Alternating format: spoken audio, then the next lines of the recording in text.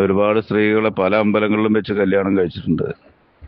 പത്തനംതിട്ടയുള്ള ഒരു പെണ്ണ്, പേര് ഞാൻ പറയുന്നില്ല, പത്തനംതിട്ടയുള്ള ഒരു പെണ്ണ്, എറണാകുളത്തുള്ള ഒരു സ്ത്രീ, അങ്ങനെ പലരും ഉണ്ട്. പക്ഷെ അത് കണ്ടിന്യൂ ചെയ്തപ്പോഴും പുള്ളി ആ ക്യാരക്ടറാണെന്ന് അറിഞ്ഞപ്പോഴാണ് ഞാൻ ബാക്കിലോട്ട് വരുന്നത്. പുള്ളിയോട് ഓക്കെ ആവില്ല. പിന്നെ നമ്മുടെ കൂട്ടത്തിൽ പെട്ടെന്ന് നിന്ന് ഒരാളെ പെട്ടെന്ന് അവോയ്ഡ് ചെയ്യുമ്പോൾ അത് ശരിയല്ലല്ലോ എന്ന് വിചാരിച്ചിട്ട് പിന്നെ നോർമലി പുള്ളിയോടുള്ള ടോക്ക് കണ്ടിന്യൂ ചെയ്തിട്ടുണ്ട്.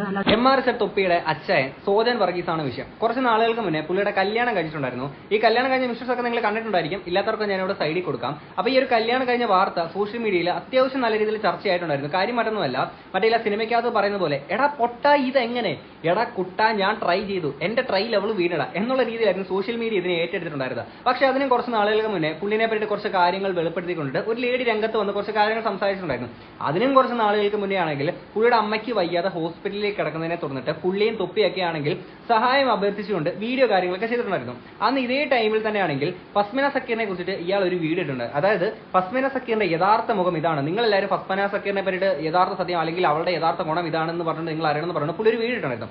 അതിനകത്ത് പുള്ളി പറഞ്ഞ ഇത്രയേ ഉള്ളൂ, പസ്മിന സക്കീർ തന്റെ അമ്മയ്ക്കാണെങ്കിൽ സഹായം അഭ്യർത്ഥിച്ചുകൊണ്ട് ഒരു വീഡിയോ ഇട്ടില്ല, അതുകൊണ്ട് അവളൊരു മോശക്കാരിയാണ് എന്ന് പറഞ്ഞുകൊണ്ട് അയാൾ ഇട്ടേക്കുന്ന ഒരു വീഡിയോ ഉണ്ടായിരുന്നു. അന്ന് നമ്മളത് റിയാക്ട് ചെയ്തപ്പോൾ പറഞ്ഞിട്ടുള്ള ഒരു കാര്യം തന്നെയായിരുന്നു, ഒരാൾക്ക് ഈ പറഞ്ഞ സഹായം അഭ്യർത്ഥിച്ച് വീഡിയോ ഇടണോ വേണ്ടെന്നുള്ളത് അത് അവളുടെ ഇഷ്ടമാണ്, അല്ലെ, അത് ഓരോ പേഴ്സണൽ ചോയ്സ് ആണ് എന്ത് ചെയ്യണം ചെയ്യേണ്ടെന്നുള്ളത്. പുള്ളി അതിനെയൊക്കെ ആണെങ്കിൽ ഭയങ്കര തെണ്ടി ബീജമൊക്കെ കയറ്റി ഇട്ടപ്പോഴത്തേക്കിന് നമുക്കന്ന് അത് നല്ല വർത്താനം പറയാനുണ്ടായിരുന്നു. പക്ഷേ നമ്മൾ ഇത്ര പറഞ്ഞിട്ടുണ്ടായിരുന്നു, ഈ ഒരു ടൈമിൽ ഇത് വേണ്ടത് മോശമായി പോയി എന്നുള്ളത് മാത്രമേ ജസ്റ്റ് നമ്മൾ അത്രേ പറഞ്ഞ് നിർത്തിയുള്ളൂ. കാര്യം മറ്റൊന്നുമല്ല, പുള്ളിയുടെ അമ്മയ്ക്ക് വയ്യാതെ ഹോസ്പിറ്റലിൽ കിടക്കുന്നത്. അപ്പോൾ ആ ഒരു സമയത്ത് നമ്മൾ കുറച്ച് മര്യാദ കാണിക്കണമല്ലോ.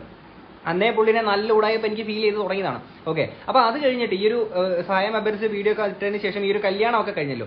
ഈ കല്യാണം കഴിഞ്ഞിട്ട് പുള്ളി ഒരു BMW ഇങ്ങനെ വീഡിയോയിൽ ഇങ്ങനെ കറങ്ങുന്ന ഒരു വീഡിയോ ആണെങ്കിൽ പുള്ളി പോസ്റ്റ് ചെയ്തിട്ടുണ്ടായിരുന്നു. അപ്പോൾ സോഷ്യൽ മീഡിയയിൽ വലിയ രീതിയിൽ അതും ചർച്ചയായിട്ട് മാറുന്നുണ്ടായിരുന്നു. കാര്യം ഈ അമ്മയ്ക്ക് സഹായം എന്നോണം ആൾക്കാർ ഇട്ട് കൊടുത്തേക്കുന്ന പൈസ എല്ലാം ഇയാൾ BMW വാങ്ങാൻ എടുത്തു എന്നുള്ള രീതിയിലൊക്കെ. അപ്പോൾ അതിനൊരു മറുപടി എന്നോണം കഴിഞ്ഞ ദിവസം V-Cover മീഡിയയിലാണെങ്കിൽ പുള്ളി കുറച്ച് കാര്യങ്ങളൊന്നും പറയുന്നുണ്ട്. അത് ഞാൻ കൊണ്ട് പ്ലേ ചെയ്യാം. ഞാൻ പുതിയ VM ഒക്കെ എടുത്തു,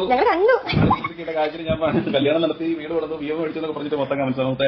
എന്റെ ഒരു കൂട്ടുകാരൻ വന്നപ്പോൾ അവന്റെ VM എടുത്ത് ഞാൻ ജസ്റ്റ് ഒന്ന് പുറത്തേക്ക് പോയി, അവിടെ നിന്ന് തിരിച്ചു വന്നാൽ റീല് കണ്ടവർക്ക് അറിയാം, പോയ വണ്ടി അതുപോലെ തിരിച്ചു കൊണ്ടുവന്നു. ബാക്കിയുണ്ടോ നിങ്ങളോട് പറയാതെ നമ്മൾ പോയില്ലല്ലോ.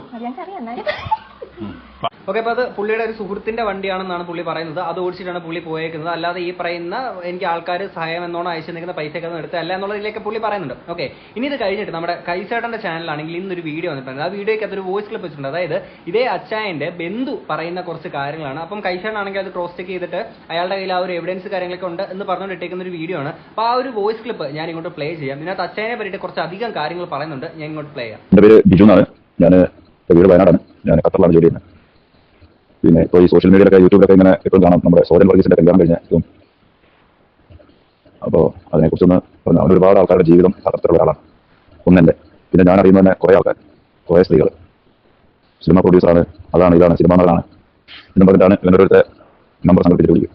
പിന്നെ ആ സ്ത്രീനെ വിളിക്കുന്ന അവൻ്റെ അമ്മയാണ് വിളിക്കുന്നത്. അവനൊരു കല്യാണം വേണം, അങ്ങനെ സ്വർണ്ണം വാങ്ങിയെടുക്കും, അവരെയുള്ള പൈസ മേടിച്ചെടുക്കും, എന്നിട്ട് ഏതൊരു അമ്പലത്തിൽ കൊണ്ടൊരു താടി കിട്ടും, എന്നിട്ട് അവരുടെ വീട്ടിൽ കൊണ്ടുവന്നിട്ട് കാര്യങ്ങളൊക്കെ നടത്തും. എന്നിട്ട് ഇവനൊന്ന് മദ്രാസിൽ പോകുന്ന പള്ളി വാങ്ങി പോകും. പിന്നെ ആ തള്ള ആ സ്ത്രീയെ ചവിട്ടി വിളിക്കും. ഇതാണ് നടന്നത്. വയനാട്ടിലുള്ള പറയും. ഞാൻ വയനാട്ടുകാരനാണ്. അവന്റെ അമ്മാവിന്റെ മോളെ കാണിച്ചിട്ട് പലരോട് പൈസ വെച്ചിട്ട് എൻ്റെ അടുത്ത് നടക്കും. കല്യാണം കഴിക്കാൻ സുഖമില്ലാത്തൊരു കുറ്റമാണ്. ചെറുപ്പം തൊട്ട് സുഖമില്ലാത്തൊരു കുറ്റമാണ്. അതിനെ ഇവൻ പൈസ ഉണ്ടാക്കാൻ വേണ്ടി ഇവനും എൻ്റെ അമ്മയും കൂടെ വയനാട്ടിൽ കൊണ്ടുവന്ന് അങ്ങനെ കല്യാണാലോചന വന്ന് കല്യാണം ആലോചിച്ചപ്പോഴേ ഇവൻ എന്നെ അറിയാമെന്ന് വിളിക്കുന്നത്. അങ്ങനെ എൻ്റെ കൂടെ പൈസയും വാങ്ങി ആ പെണ്ണിന് കൊടുക്കാമെന്ന് പറഞ്ഞ് മൊബൈൽ മേടിച്ചു. അതൊക്കെ അങ്ങനെ തന്നെ ജീവിക്കുന്ന ഒരാളാണ് ഈ സോജൻ. ഒക്കെ തെളിവാക്കേണ്ടവരുണ്ട്, തെളിവാക്കുന്നുണ്ട്. അങ്ങനെ ഇവൻ ഒരുപാട് ആൾക്കാരെ ജീവിതം തുലച്ചിട്ട് ഇതേപോലെ പല സ്ത്രീകളെ അതെ ഇവനെ കല്യാണം നടക്കൂലെന്ന് അറിയുന്ന പെണ്ണിന്റെ അപ്പനെ വരെ കല്യാണം നടക്കൂലെന്ന് അറിയുന്നതാണ്. ആ പെണ്ണിനെ വരെ ഇവൻ കൊണ്ടുവന്ന് ഇവരെ നടത്തി കൊടുത്തു. ചിലപ്പോൾ പൈസ ഉണ്ടാക്കാൻ വേണ്ടി അവന് കാർ മേടിക്കണം. അങ്ങനെ പല എൻ്റെ കുറേ പൈസ വാങ്ങിയിട്ടുണ്ട്. കുറേ കാലം അവൻ്റെ അമ്മാവൻ്റെ രണ്ട് പെണ്ണുണ്ടായിരുന്നു, അവരെ വെച്ചോണ്ടായിരുന്നു പൈസ ഉണ്ടാക്കിക്കൊണ്ടിരുന്നത്. എന്താ വെച്ചാൽ ഇളവേല കിട്ടിയ സർക്കാർ ജോലിക്കാരൻ, മൂത്ത പെണ്ണിനെ കിട്ടിയാണ് ഞാൻ, അതായത് ഗൾഫിലാണുള്ളത്. കുറേ ആദ്യം കല്യാണം കഴിച്ച അനിയത്തിനെയാണ്. അനിയത്തിനെ സർക്കാർ ജോലിക്കാരനായതുകൊണ്ട് മാസം അവരുടെ പൈസ അവരുടെ വീട്ടിൽ പോയി കമ്പ്യൂട്ടർ എടുക്കുക, ലാപ്ടോപ്പ് എടുത്തിട്ട് പോവുക. കുറേ കാലം അവരെ കൂടി ജീവിച്ചു. അത് കഴിഞ്ഞ് കിട്ടിയത് ഞാൻ. പെങ്ങൾക്ക് മൊബൈൽ വേണം, പൈസ കുറേ വേണം, ഒരുപാട് പൈസകൾ വാങ്ങിയിട്ടുണ്ട്. അങ്ങനെയൊക്കെയാണ് ഒന്ന് ജീവിച്ചുകൊണ്ടിരുന്നത്. ഇപ്പോൾ നിങ്ങൾക്ക് നമ്മൾ എന്താ പറയുന്നത്, തെളിവാണല്ലോ നമുക്ക് വേണ്ട. തെളിവ് പറഞ്ഞാൽ അവരെ പൈസ അയച്ചു കൊടുത്തതിൻ്റെ ഒക്കെ രേഖ എൻ്റെ ഉണ്ട്, മൊബൈൽ വാങ്ങിയ ബില്ലും എല്ലാം ഉണ്ട്. അവൻ്റെ അച്ഛൻ ഏതോ കാലത്ത് മരിച്ചു പോയതാണ്. അവൻ്റെ അടുത്ത് അവൻ്റെ അപ്പം മരിച്ചിട്ട് സുഖമില്ലാത്തതുകൊണ്ടാണ് ഹോസ്പിറ്റലിൽ നിന്ന് പൈസ മേടിച്ചു കൊടുത്തത്. കല്യാണാലോചന വന്നതേ ഉള്ളൂ, അന്നേരത്തേക്ക് അവനോട് പൈസ മേടിച്ചു ചോദിച്ചു. അവൻ്റെ അച്ഛൻ സുഖമില്ലെന്ന് പറഞ്ഞു. നമ്മളറിയില്ല, നമ്മൾ വിദേശത്തുള്ളത് ഗൾഫിലാണ്, നമ്മളറിയില്ല, നമ്മുടെ ഡീറ്റെയിൽ ഒന്നും തപ്പാൻ പോയില്ല. ഒരാൾ സുഖമില്ല ഹോസ്പിറ്റലിൽ എന്ന് പറയുമ്പോൾ നമ്മളത് ചെയ്തു, അത്രേ ഉള്ളൂ. പിന്നെ ഞാൻ അറിയുന്നത് ഒക്കെ ഫ്രോഡാണ്. പിന്നെ പൈസ കുറേ മേടിച്ച് കഴിഞ്ഞാൽ പിന്നെ കൊടുക്കാതെയായി. അതൊക്കെ സത്യമാണ്. അവൻ ഒരുപാട് സ്ത്രീകൾ പല അമ്പലങ്ങളിൽ വെച്ച് കല്യാണം കഴിച്ചിട്ടുണ്ട്. പത്തനംതിട്ട എടുക്കുന്ന പേര് ഞാൻ പറയുന്നില്ല, പത്തനംതിട്ട എടുക്കുന്ന എറണാകുളത്ത് പരിസ്ഥിതി അങ്ങനെ പലരുണ്ട്. സിനിമ പ്രൊഡ്യൂസറാണ്, സിനിമാ നടനാണ്, അത് പറഞ്ഞാൽ വിളിക്കാം. അത് കഴിഞ്ഞ് പിന്നെ വിളിക്കുന്നവൻ്റെ അമ്മയായിരിക്കും. മനുഷ്യരെ കഴിഞ്ഞാൽ കുറച്ചൊക്കെ ഉറപ്പ് വേണ്ടേ? ഇതൊക്കെ ചാവുമ്പോൾ കൊണ്ടുപോകുന്നില്ല, ജോലി ചെയ്ത് ജീവിക്കാൻ തണ്ടറിയിട്ടത് നാട്ടുകാരെ ഉപയോഗിച്ച് ജനങ്ങളെ പറ്റിച്ച് ജീവിച്ചിട്ട് എന്ത് കിട്ടാൻ ഉണ്ടാകുമ്പോൾ വീഡിയോ ഇടും. ഇതൊക്കെ തന്നെയാണ് അതിനെ പറ്റിയത്. എന്താ പറയുക, നശിച്ച ജന്മം പറയില്ലേ, അതാണ് അവർ. നമുക്ക് പറയാനുള്ളൂ. നമ്മൾ പറയുന്നത് സത്യമാണ്. നമുക്ക് നമ്മുടെ തെളിവെടുക്കണ്ട, നമുക്ക് വേണ്ടി നോക്കാൻ നമുക്ക് കിട്ടാൻ. ഞാൻ അവരെ പെങ്ങളെ കല്യാണം കഴിച്ച ആളാണ്, അതുപോലെ അതിൽ തെളിവെന്ന് തോന്നി. അച്ചായനെ പറ്റിയുള്ള ഒരു രൂപമാണ് ഈ ഒരു വോയിസ് ക്ലിപ്പിൽ കൂടെ നിങ്ങൾ കേട്ടത്. അപ്പം ഇതിന് എന്തായാലും തീർച്ചയായിട്ടും അച്ചായനും പറയാനെ കൊണ്ട് അച്ചായൻ്റെതായിട്ടുള്ള ഒരു സൈഡ് ഉണ്ടാവും. എന്തിനാണെങ്കിലും അതും നമ്മൾ കേൾക്കാൻ ബാധ്യസ്ഥരാണ്. അപ്പം എന്തിനാണെങ്കിലും കൈച്ചേട്ടൻ ഇട്ടേക്കുന്ന ഈ ഒരു വീഡിയോയുടെ താഴെ വന്നിരിക്കുന്ന ഒരു കമന്റ് ഉണ്ടാകുക. കൈച്ചേട്ടൻ പിൻ ചെയ്ത് വെച്ചിരിക്കുന്നത് ഞാൻ ഇങ്ങോട്ട് വായിക്കാം. ബിജു ചേട്ടൻ വർഷങ്ങളായി അന്യനാട്ടിൽ കിടന്ന് സമ്പാദിച്ചത് കൊണ്ടുപോയത് മാത്രമല്ല, ഭ്രാന്തുള്ള കുട്ടിയുടെ ഭ്രാന്ത് മറച്ചു വെച്ചു, കല്യാണം കഴിപ്പിച്ച് വിവാഹം കഴിച്ചു. കുറച്ച് ദിവസത്തിനുള്ളിൽ ഇതറിഞ്ഞ ബിജുചേട്ടൻ ആത്മഹത്യക്ക് ശ്രമിച്ചു. വീട്ടുകാർ കണ്ടതുകൊണ്ട് ആ മനുഷ്യനെ രക്ഷപ്പെടുത്തി. ആ മനുഷ്യന്റെ വേദനകൾ ഞങ്ങൾ കുറച്ച് കൂട്ടുകാർക്കറിയാം. ആ വേദനയോടെ ഇപ്പോഴും രണ്ടാമതും വിവാഹം കഴിക്കാതെ ജീവിക്കുന്നു. 15 ലക്ഷം കടം വീട്ടാൻ പാടുപെടുന്നു. താങ്കൾ ഈ വീഡിയോ അദ്ദേഹത്തിന് വേണ്ടി ചെയ്തെന്ന് പറഞ്ഞിട്ട് ഇട്ടേക്കുന്നുണ്ട്. അതായത് ഈ വോയിസിനകത്ത് പറഞ്ഞേക്കുന്ന സത്യം എന്നോണം വന്നേക്കുന്ന ഒരു കമന്റ് ആണ്. ഓക്കെ, അപ്പൊ എന്തിനാണെങ്കിലും അത് പറഞ്ഞേക്കുന്ന കാര്യം കുറച്ച് സീരിയസ് ആയിട്ടുള്ള കാര്യമാണ്. അപ്പം ഇതിനൊക്കെ തീർച്ചയായിട്ടും ഇതിന് ഇത്രയും സീരിയസ് ആയിട്ടുള്ള കാര്യമാണ് പുള്ളി ഒന്ന് പറഞ്ഞേക്കുന്നത്. അപ്പൊ തീർച്ചയായിട്ടും അച്ചായന്റെ സൈഡ് എന്താണെന്നുള്ളത് അച്ചായൻ പറഞ്ഞേ മതിയാവുള്ളൂ. കാര്യം എന്ന് വെച്ചാൽ അത്രയും സീരിയസ് ആയിട്ടുള്ള കാര്യങ്ങൾ ഇതിനകത്ത് സംസാരിച്ചു പോയിരുന്നത്. ഇനി അന്ന് ഈ ഒരു ലേഡി വന്നിട്ട്, ഇതിന് കുറച്ച് നാൾക്ക് മുന്നേ ഒരു ലേഡി വന്നിട്ട് കുറച്ച് കാര്യങ്ങളൊക്കെ സംസാരിച്ചൊരു വീഡിയോ ഇട്ടുണ്ട്. അത് നമ്മൾ റിയാക്ട് ചെയ്തിട്ടുള്ളായിരുന്നു. അതായത് അച്ചായന്റെ ആണെങ്കിൽ ആ ഒരു ബർത്ത്ഡേ ദിവസം ആണെങ്കിൽ സ്വീറ്റ് ഹാർട്ട് എന്നൊക്കെ പറഞ്ഞ് പുള്ളി ഇട്ടേക്കുന്ന ഒരു സ്റ്റോറി ഉണ്ടായിരുന്നു. ഞാൻ ഇവിടെ സൈഡിലോട്ട് ഞാൻ കൊടുക്കാം അതിന്റെ ഒരു ഫോട്ടോസ് ഒക്കെ ആണെങ്കിൽ. അപ്പൊ ഇതിനെ സംബന്ധിച്ചിട്ട് പുള്ളിക്കാരി ഇട്ടേക്കുന്ന ഒരു വീഡിയോ ആണ്. ആ വീഡിയോയുടെ കുറച്ച് ഭാഗം ഞാൻ ഇങ്ങോട്ട് പ്ലേ ചെയ്യാം. ഞാൻ പുള്ളിയുടെ അടുത്ത് ഞാനില്ല, അത് ഫസ്റ്റ് എനിക്ക് പറയാനുള്ള ഒരു കാര്യം. പുള്ളി അങ്ങനെ വിചാരിച്ചിട്ടാണ് കുറച്ച് സ്റ്റോറി ഇട്ട് എല്ലാവരും കാണിച്ചു വെച്ചിരുന്നത്. ഞാൻ പുള്ളിയുടെ കൂടെ ഇല്ല. എനിക്കറിയില്ല പുള്ളി എന്ത് ഇങ്ങനെ കാണിച്ചുകൊണ്ടിരിക്കുന്നത് എനിക്കറിയില്ല. പുള്ളി കുറച്ച് പ്രോബ്ലംസ് ആയതുകൊണ്ട് മാത്രമാണ് പുള്ളിയെ ഞാൻ ബ്ലോക്ക് എല്ലാം ചെയ്ത് വെച്ചത്. പുള്ളി നല്ല സൗഹൃദത്തിലായിരുന്നു ഞങ്ങള്. പുള്ളിയുടെ നല്ല ഇതാണ്. പുള്ളി ഒരു കുഴപ്പം ആ സമയത്തൊന്നും നല്ല കുഴപ്പമൊന്നുമില്ലായിരുന്നു. ഞാൻ പുള്ളി എന്നാലും ഉണ്ടായിരുന്നെങ്കിലും ഞാനത് പറഞ്ഞു അങ്ങനെയല്ല ഇങ്ങനെയാണെന്നൊക്കെ പറയുമ്പോൾ പുള്ളി ഓക്കെ ആവുമായിരുന്നു. അങ്ങനെ പിന്നെ പുള്ളിയായിട്ടുള്ള കോൺടാക്ട് ഞാൻ കണ്ടിന്യൂ ചെയ്തത്. പക്ഷെ അത് കണ്ടിന്യൂ ചെയ്തപ്പോഴും പുള്ളി ആ ക്യാരക്ടറാണെന്ന് അറിഞ്ഞപ്പോഴാണ് ഞാൻ ബാക്കിലോട്ട് വരുന്നത്. പുള്ളിയോട് ഓക്കെ ആവില്ല. പിന്നെ നമ്മുടെ കൂട്ടത്തിൽ പെട്ടെന്ന് നിന്ന് ഒരാളെ പെട്ടെന്ന് അവോയ്ഡ് ചെയ്യുമ്പോൾ അത് ശരിയല്ലല്ലോ എന്ന് വിചാരിച്ചിട്ട് പിന്നെ നോർമലി പുള്ളിയോടുള്ള ടോക്ക് കണ്ടിന്യൂ ചെയ്തിട്ടുണ്ട്. അല്ലാതെ വേറെ റിലേഷനായിട്ട് ഒന്നും എനിക്ക് ഉണ്ടായിട്ടില്ല. പുള്ളിയോട് ഞാൻ ഓപ്പണായിട്ട് ഞാൻ തുറന്നു പറഞ്ഞിട്ടുണ്ട് എനിക്ക് ഇഷ്ടമല്ല, എനിക്ക് അങ്ങനെ ഫ്രണ്ടായിട്ട് നിൽക്കുകയാണെങ്കിൽ നിങ്ങളുടെ ഏത് സിറ്റുവേഷനിലും ഞാൻ കൂടെ ഉണ്ടാകും എന്ന് എപ്പോഴും ഞാൻ പുള്ളിയുടെ അടുത്ത് പറഞ്ഞു കൊടുക്കും. അന്ന് നമ്മൾ ഈ ഒരു വീഡിയോ റിയാക്ട് ചെയ്തപ്പോഴും പറഞ്ഞിട്ടുള്ള കാര്യമാണ് ഇവർ തമ്മിലുള്ള ആ ഒരു ഫ്ലേർട്ടേഷൻഷിപ്പ് തന്നെയായിരുന്നു. അല്ലെങ്കിൽ അതിനപ്പുറത്തേക്കുള്ള ഒരു ബന്ധം ആയിട്ടൊന്നും എനിക്ക് തോന്നിയില്ല. ജസ്റ്റ് ഇവർ രണ്ടുപേരും ഫ്ലേർട്ട് ചെയ്യായിരുന്നു. പക്ഷെ ഇതിന് ശേഷം പുള്ളിക്കാരിക്ക് താല്പര്യമില്ല എന്ന് പറഞ്ഞിട്ടും അച്ചായൻ നിരന്തരം നടന്ന് ശല്യപ്പെടുത്തുകയാണെന്നുള്ള രീതിയിലൊക്കെ പുള്ളിക്കാരി പറഞ്ഞു. കാര്യം പുള്ളിക്കാരിയുടെ കമന്റിലൊക്കെ ആരെങ്കിലും ഈ പറഞ്ഞ ഫോട്ടോസിലോ പോസ്റ്റിലൊക്കെ ആണെങ്കിൽ അതിൽ കമന്റിലൊക്കെ ലവ് എന്തെങ്കിലുമൊക്കെ ഇട്ട് കഴിഞ്ഞാൽ നേരെ അവർക്ക് പോയി മെസ്സേജ് ഇട്ടിട്ട് നീ എന്തിനാ അവർക്ക് ലവ് ഇട്ടേ എന്നൊക്കെ പറഞ്ഞുകൊണ്ട് അങ്ങനെ ഒരു കലിപ്പന്റെ ഒരു മൂടൊക്കെ അച്ചായൻ കാണിക്കാറുണ്ടെന്നൊക്കെ പുള്ളിക്കാരിനകത്ത് പറയുന്നുണ്ടായിരുന്നു. പക്ഷേ അതിനുശേഷം പുള്ളിക്കാരി പറഞ്ഞ വേറൊരു കാര്യമുണ്ട്, അതുകൊണ്ട് ഞാൻ ഇങ്ങോട്ട് വെക്കാം. പുള്ളിയുടെ അടുത്ത് പറഞ്ഞതാണ് നിനക്ക് സോഷ്യൽ മീഡിയ ഒന്നും അറിയില്ല, പക്ഷെ എന്നെ സപ്പോർട്ട് ചെയ്യുന്ന ഒരുപാട് പേരുണ്ട്. ഞാൻ എന്തിട്ടാലും ഞാൻ എല്ലാവരും സപ്പോർട്ട് ചെയ്യും, നിന്നെ ഒന്നും സപ്പോർട്ട് ചെയ്യാത്തില്ല, ആരും വരത്തില്ല എന്ന് പറഞ്ഞിട്ട് എപ്പോഴും എടുത്ത് പറയും. എനിക്ക് ആരെ സപ്പോർട്ടും വേണ്ട. ഇങ്ങനൊരു കാര്യം അച്ചായൻ അല്ലെങ്കിൽ ഇങ്ങനൊരു ഭാവം അച്ചായന്റെ മനസ്സിലുള്ളപ്പോൾ എന്നെ സപ്പോർട്ട് ചെയ്യാൻ കുറെ ആൾക്കാരുണ്ട്. തൊപ്പിയുടെ ഒക്കെ കൂടുതൽ ആ ഒരു ഫെയിമും കാര്യങ്ങളൊക്കെ ആയിരിക്കാം. പക്ഷെ എന്ത് തന്നെയാണെങ്കിലും അതിന്റെ ഒരു ചേഞ്ച് അല്ലെങ്കിൽ ഈ ഒരു സോഷ്യൽ മീഡിയ കൊണ്ടിട്ട് ഒരാളെ പൊക്കാനും താക്കാനും ഒക്കെ പറ്റുന്നും നമ്മൾ പറയുന്ന കാര്യങ്ങൾക്ക് ക്രെഡിബിലിറ്റി നഷ്ടപ്പെടാമെന്നും ഒക്കെ അച്ചായൻ ഈ ഒരു ഇൻസിഡന്റിലൂടെ ഒക്കെ മനസ്സിലായിട്ടുണ്ടായിരിക്കും. കാര്യം ഒരു BMW ഒക്കെ ആണെങ്കിൽ ആ ഒരു വീഡിയോ ഇട്ടപ്പോൾ തന്നെ ആൾക്കാർ നല്ല തെറി വിളിച്ചിട്ടുണ്ടായിരുന്നു. അപ്പൊ തന്നെ പുള്ളിക്ക് ആ ഒരു കാര്യങ്ങളൊക്കെ മനസ്സിലായിട്ടുണ്ടെന്ന് വിശ്വസിക്കുന്നു. അപ്പൊ എന്ത് തന്നെയാണെങ്കിൽ ഈ വീക്കവർ മീഡിയയിൽ തന്നെ ആണെങ്കിൽ പുള്ളിയുടെ ഒരു കല്യാണത്തിന് ശേഷമുള്ള കുറച്ച് കാര്യങ്ങളൊക്കെ സംസാരിക്കുന്നുണ്ട്. ഈ പറഞ്ഞ പോലെ ആ ഒരു അമ്മയൊക്കെ സംസാരിക്കുന്നുണ്ട്. അതിന്റെ ഒരു ബൈറ്റൂടെ അങ്ങോട്ട് വെക്കാം. ചോദിച്ചത് ദൈവം എനിക്ക് വന്നു. അതാണ് നമ്മുടെ ദൈവത്തിന് കൈവിടില്ല. പ്രത്യേകിച്ച് അമ്മേനെ മനുഷ്യനോട് നമ്മൾ സംസാരിക്കുമ്പോൾ ഞാൻ പറഞ്ഞിട്ടുണ്ട്, എടാ നിനക്ക് സമയം വൈകിട്ടില്ല, നിനക്ക് വരും നിന്നെ തിരക്കി. കാരണം അവരൊരു പെണ്ണുമായിട്ട് രോഗത്തിലായിരുന്നു. അവൾ ശരിക്കും തേച്ച് പോയി ഇതേപോലെ ഇല്ലാതെ.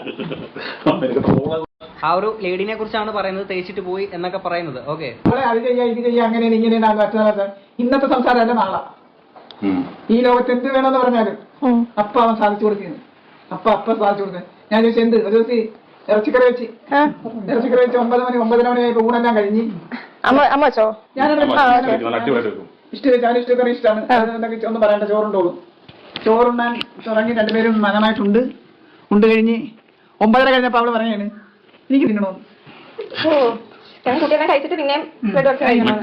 ഇത്രയും കഴിച്ചെന്നാ കരി സാധാരണ കഴിയല്ല, ഒരു 1.5 കരി കഴിച്ചെങ്കിൽ തൃപ്തി വരുള്ളൂ. അല്ല വേവിക്കുന്നത് ഇച്ചിരി ആയിട്ട് നമ്മൾ വേവിക്കല. ആരെങ്കിലും വന്നാൽ 2 പേർക്ക് കൊടുക്കാൻ ഭക്ഷണം ഉണ്ടാകും. നമ്മുടെ വീട്ടിൽ ഉദ്ദേശിച്ചാണ് ഭക്ഷണം ഉണ്ടാക്കും. അന്നും അതെ, മോളിപ്പോ വന്നപ്പോ അറിയാമല്ല, അന്നും അതെ ഇന്നും അതെ. അല്ല ഞാൻ തമാശ പറഞ്ഞല്ല, വന്ന ഞങ്ങളെ താമസിപ്പിക്കാൻ വന്ന സ്ത്രീയാണ് അവള്. എനിക്ക് വിഷമമുണ്ട്. 10 ലക്ഷം രൂപ ഞാൻ എന്റെ കൈകൊണ്ട് കൊടുത്തു. 10 ലക്ഷം രൂപ അവരുടെ കയ്യിലോട്ട് കൊടുത്തു.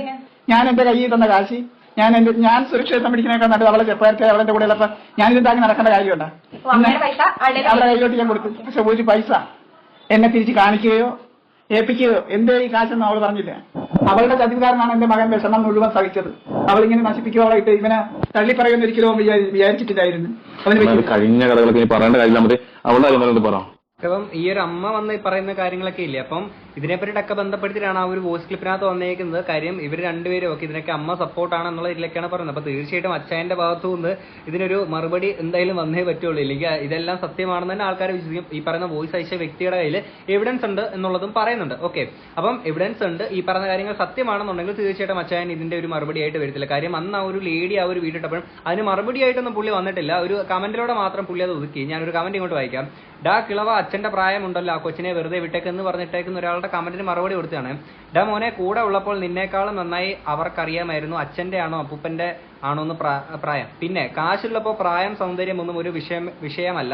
അമ്മ ആശുപത്രിയിലായ സമയത്ത് ഞാൻ ഡൊണേഷൻ ചോദിച്ച് വീഡിയോ ഇട്ടപ്പോൾ സംഭവങ്ങൾ മാറി എന്നേ ഉള്ളൂ. വെറും 2 ആഴ്ച കൊണ്ട് തമിഴിനെ സെറ്റാക്കി കല്യാണം വരെ കാര്യങ്ങൾ എത്തിച്ചപ്പോൾ ആർക്കാണേലും പുള്ളൂലെ മോനെ കൂടുതൽ വിവരം അറിയാതെ വികാരം കൊള്ളല്ലേ.